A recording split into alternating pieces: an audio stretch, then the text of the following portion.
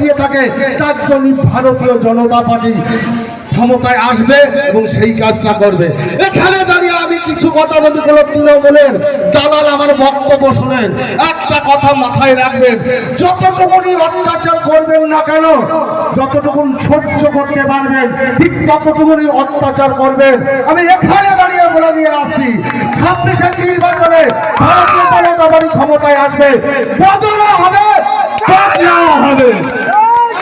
আর একটা কথা, যারা চাকরিজীবী আছে, একটা কথা বলে আমি আমার বক্তব্য শেষ করব, যারা সরকারি চাকরিজীবী আছে, ভারতীয় জনতা পার্টি ক্ষমতায় আসলে 45 দিনের মধ্যে আমরা সপ্তম পে কমিশন চালু করব।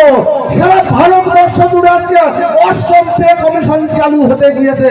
আপনারা ঘরে ঘরে পাড়ায় পাড়ায় এই প্রচারটা করবেন, তাহলে ভারতীয় জনতা পার্টি এই পলাশী পাড়াতে বিধানসভা আছে, বিপুল ভোটে জয়ী হবে।